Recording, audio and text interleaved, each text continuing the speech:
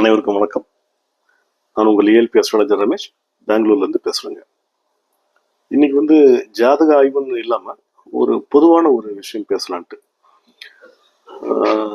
பொதுவாகவே ஜாதகத்தில் இந்த எட்டாம் வீடு அப்படின்னால ஒரு பயம் இருக்கும்.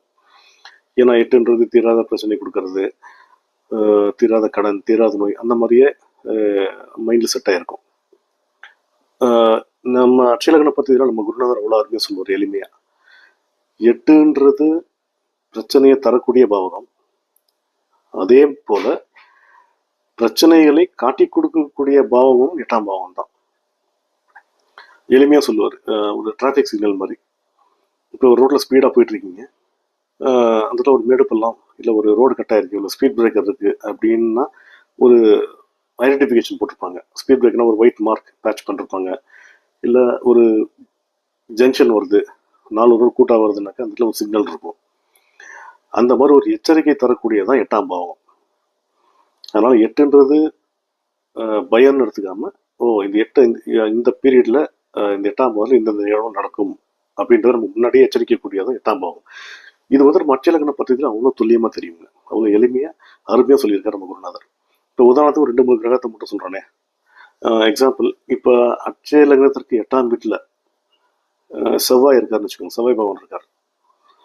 ஒரு விஷயம், இதுக்கு முன்னாடி பொதுவாகவே நம்ம 8ஆம் வீட்டுல ஒரு கிரகம் இருக்கு அப்படின்னாலே நம்ம அவமானப்படணும், நம்ம அவமானத்தை சந்திக்கணும் அப்படின்றது வரும், பிரச்சனைகள் சந்திக்கணுன்றது வரும். அப்போ நம்ம என்ன பண்ணிக்கலாம், பொதுவாகவே நம்ம ஒரு கோயிலில் மொட்டை போட்டுக்கலாம். அட்சயலக்ன பத்திரிகையில் பெரிய செலவு பண்ணி செய்யக்கூடிய பரிகாரம்ன்றது அவ்வளோ சஜஸ்ட் பண்ண மாட்டோம். எளிமையான பரிகாரங்கள் அவ்வளோ சூப்பராக இருக்கும். ஸோ 8ஆம் வீடு பாதிக்கப்பட்டிருக்கா, போய் மொட்டை போட்டுருக்காங்க. அப்போ அந்த கிரகம் யோசிக்க, என்னடா நம்மளே அவமானப்படுத்தணும்னு நினைக்கிறோம், இவனே மொட்டை போட்டு அசிங்கமாக நிற்கிறானே அப்படின்றது அந்த கிரகம் யோசிக்கும். அப்போ நமக்கு வரக்கூடிய அவமானங்கள் தடுக்கப்படும். ஆக்சுவலாக இதான் பேசிக் சிம்பிளான ஒரு லாஜிக் இது. ஸோ இப்போ எக்ஸாம்பிள், இப்போ நம்ம சொல்ல ஆரம்பித்த மாதிரி, இப்போ 8ஆம் பாவத்தில் செவ்வாய் பகவான் இருக்கார் அப்படின்னாக்கா என்ன பண்ணிக்கலாம், கோயிலில் மொட்டை போட்டுக்கலாம். செவ்வாய்னு எனக்கு ரத்தம் சிந்தணும்னு இருக்கும் 8 பாதிக்கப்பட்டிருந்தா. அப்போ நம்ம என்ன பண்ணலாம், நம்மளே வாலண்டரி போய் ஒரு ரத்த தானம் பண்ணலாம், இல்லை ஒரு பிளட் டெஸ்ட் எடுத்துக்கலாம் போயிட்டு. இல்லையா சும்மாவது போய் ஜிஹெச் போயிட்டு வரலாம், ஜென்ரல் ஹாஸ்பிட்டல். அங்கே ஒரு கசகசன்னு இருக்கும், கூட்டமாக இருப்பாங்க, பலவிதமான நோய்கள் உள்ளவங்க வருவாங்க, அங்கே போயிட்டு வரலாம். அதே மாதிரி பொதுவாகவே இந்த செவ்வாய் பகவான் 8ல் பயணிக்கும் போது எந்த ஒரு முடிவும் டக்குன்னு எடுத்துடக்கூடாது. ஒரு முடிவு எடுக்கணுமா, ஒரு அரை மணி நேரம் தள்ளி போடுங்க, மனசு சாந்தப்படுத்துங்க, அந்த மாதிரி ஒரு முடிவு எடுங்க. கோவப்படக்கூடாது. ஓகே. 8 பாதிக்கப்படுறது அண்ணனோட உறவு கொஞ்சம் ஜாக்கிரதையாக இருக்கணும். ஆண்களாக இருந்தால் முட்டை போடலாம், பெண்களாக இருந்தால் இந்த பூமுடி கொடுக்கறதுனாங்க, ஜடையில் ஒரு லாஸ்ட் கொஞ்சம் முடி வெட்டி காணிக்கையாக கொடுப்பாங்க, இந்த மாதிரி பண்ணிக்கலாம். அதே மாதிரி அட்சய லக்னத்துக்கு 8ஆம் வீட்டில் புதன் பயணிக்கிறாருன்னா பெருமாள் கோயிலுக்கு போகலாம், சிம்பிள் பரிகாரம். பெருமாள் கோயிலுக்கு போய் மொட்டை போட்டுக்கலாம். இல்லை இந்த பச்சை பயிறு, பாசிப்பயிறு பாயாசம் செஞ்சு தானமாக கொடுக்கலாம், பிரசாதம் மாதிரி கொடுக்கலாம். அப்புறம் அந்த கவர்மெண்ட் ஸ்கூல் போயிட்டு ஒரு 5ஆம் 5th படிக்கிற பசங்க வரைக்கும் அவங்களுக்கு தேவைப்படுற நோட்டோ, பென்சிலோ, ரப்பரோ ஏதோ ஒன்று கொடுக்கலாம். ஓகே. அதே மாதிரி இந்த ஃபிட்ஸ் வந்திருப்பாங்க, ஸ்ட்ரோக்னு சொல்லுவாங்க, ஃபிட்ஸ் வந்தவங்களுக்கு நம்ம ஏதாவது உதவி பண்ணலாம். இது புதன் பயணிக்கும் போது. அதே போல் அட்சய லக்னத்திற்கு 8ஆம் வீட்டில் குரு பயணிக்கிறாருன்னா மிக எளிமையான விஷயம் எதுனாங்க, ஜீவசமாதி வழிபாடு. ஓகே. ஏதாவது ஜீவசமாதி போய் வழிபாடு பண்ணலாம். மிக மிக எளிமையானது, அற்புதமாக வேலை செய்யக்கூடியது எதுனாக்கா, நமக்கு கற்பித்த குருவிடம் ஆசீர்வாதம் வாங்குது. ஓகே. குருமார்கள் எந்த குருவாக இருந்தாலும், ஸ்கூல் டீச்சராக இருக்கட்டும், இல்லை வேற ஏதாவது ஆர்ட்ஸ் கற்றுப்பீங்க, அந்த குருமார்கிட்ட போய் நீங்கள் ஆசீர்வாதம் பண்ணலாம். அதே மாதிரி சுண்டல், வேர்க்கடலை தானம் பண்ணலாம். வேர்க்கடலை வறுத்து கொடுக்கறது இன்னும் சிறப்பு, வச்சுங்களா. இது மாதிரி சிம்பிளாக வரும். அதே மாதிரி அட்சய லக்னத்திற்கு 8ஆம் வீட்டில் சனி பகவான் பயணிக்கிறாருன்னா கம்பளி தானம் பண்ணலாம். செருப்பு சில பேர் செருப்பு இல்லாமல் இருப்பாங்க இந்த ரோட் சைட்லாம், அவங்களுக்கு செருப்பு வாங்கி கொடுக்கலாம். பராமரிக்கப்படாத பழைய சிவாலயங்கள் எங்கேயாவது இருக்கும், நிறைய இருக்கு. அந்த கோயிலுக்கு யாரும் வரமாட்டாங்க, ஜாஸ்தி வரமாட்டாங்க. ஸோ அங்கே இருக்கிற அந்த ஐயருக்கு வந்து கோயிலுக்கு ஆளுக்கு வந்தாலும் அவருக்கு தட்டில் காசு விடும்.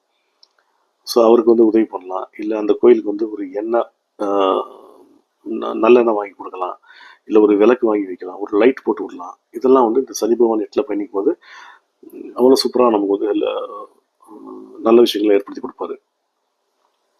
ஓகே, அதே மாதிரி இந்த திருநங்கை, இந்த அனாதை குழந்தைங்க, இவங்களுக்கு வந்து உதவி பண்ணலாம்.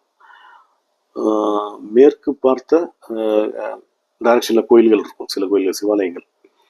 அந்த கோயிலுக்கு நம்ம வந்து போய் வழிபடலாம். இதெல்லாம் வந்து சிம்பிளான விஷயங்கள், ஆனால் நமக்கு வந்து பயங்கர எஃபெக்டிவாக இருக்கும். அதே மாதிரி பார்த்தீங்கன்னா, அட்சய லக்னத்திற்கு 8ஆம் வீட்டில் ராகு பகவான் பயணிக்கிறாரா, இருக்காரா? அப்போ என்ன பண்ணலாம்? கொடை, இந்த அம்ப்ரல்லாம் சொல்லுவாங்க இல்லையா, கொடை தானம் கொடுக்கலாம். நம்ம குருநாதர் அவ்வளோ அருமையாக சொல்லுவார். 8ஆம் வீட்டில் ராகு இருக்காரா, பரமபதம் விளையாடுங்கன்னு. பரமபதம் கேள்விப்பட்டிருக்க, இந்த ஸ்னேக் அண்ட் லேடர்னு சொல்லுவாங்க. அந்த போர்டு வாங்கி வச்சு தாயத்தை போட்டு அந்த முத்தை நவுத்துறது, மேலே போவோம், ராகு அந்த பாம்பு மூலியமாக அப்படியே வரும். அதான் அந்த பரமபதம்.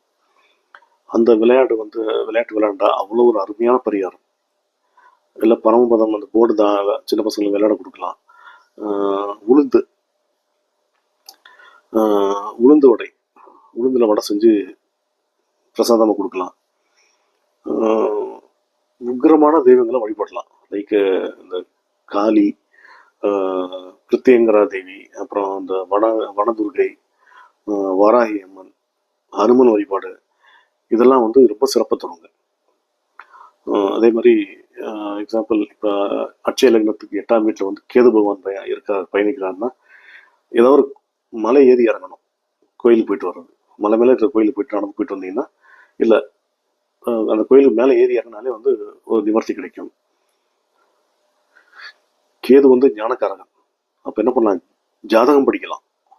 ஏன்னா மறைமுக கல்வி, ஆய கலைகள் 63ல் 3வது கலை வந்து ஜோதிடம். ஜோதிடம் யார் படிக்கிறாங்களோ, கற்றுக்கிறாங்களோ, தெரியுமோ, அவங்களுக்கு வந்து எந்த தோஷமும் வராது, தோஷ நிவர்த்தி ஆகும். ஓகே, அரச மரத்துக்கு அடியில் இருக்கிற விநாயகரை வழங்கலாம். அதே மாதிரி தாய் வழி தாத்தா பாட்டி, நம்ம முன்னோர்கள், அவங்கள வழிபடுறது அவ்வளோ சிறப்பு தரும். மொட்டை போடலாம். ஓகே, காலபைரவர் அப்படின்னா யார்? நாய்க்கு வந்து பிஸ்கட் கொடுக்கலாம். நல்லா தெரிஞ்சுக்கோங்க. அட்சய லக்னம் 8ஆம் வீட்டில் கேது போகும்போது தாய் வழி தாத்தா பாட்டி வழிபாடு, அதே ராகு போகும்போது தந்தை வழி தாத்தா பாட்டி வழிபாடு சிறப்பு தரும். ஸோ இந்த மாதிரி இப்போ எக்ஸாம்பிள், அட்சய லக்னம் பார்த்து ஜோதிட முறையில் நம்ம என்ன சொல்லுவோம்னா, அட்சய லக்னத்திற்கு 8ஆம் வீட்டில் சந்திரன் பயணிக்கும் போது என்ன பண்ணலாம்னாக்கா, இந்த மனநலம் பாதித்தவங்க, இந்த ஆரோக்கியம் குறைந்தவங்க, இந்த அனாதைங்க, இவங்களுக்கு வந்து நம்ம ஏதாவது உதவி பண்ணலாம். இது மாதிரி சிம்பிள் பரிகாரம், பட் பயங்கர எஃபெக்டிவாக இருக்குங்க. ஸோ எல்லாரும் வந்து இந்த அட்சய லக்ன பദ്ധதி ஜோதிட முறையில் வந்து எளிமையான பரிகாரம், ரொம்ப செலவு இல்லாமல், லட்சக்கணக்கில் செலவு இல்லாமல், எளிமையாக நம்ம நடைமுறையில் இருக்கக்கூடிய பரிகாரங்கள் பண்ணால் வந்து அவ்வளோ ஒரு நல்ல சிறப்பை தருங்க. இது வந்து ஜென்ரல் ஒரு அவேர்னஸ் தான். இது மாதிரி நிறையா இருக்குது. இது வந்து ஒரு சாம்பிள் தான். இந்த ஏதோ காமெடி சொல்லுவாங்கல்ல, இதெல்லாம் ட்ரெயிலர் தாங்க, மெயின் பிக்சர் பின்னாடி வருதுன்னுவாங்கல்ல, அந்த மாதிரி இது ஒரு சின்ன சாம்பிள் விஷயம் தான்.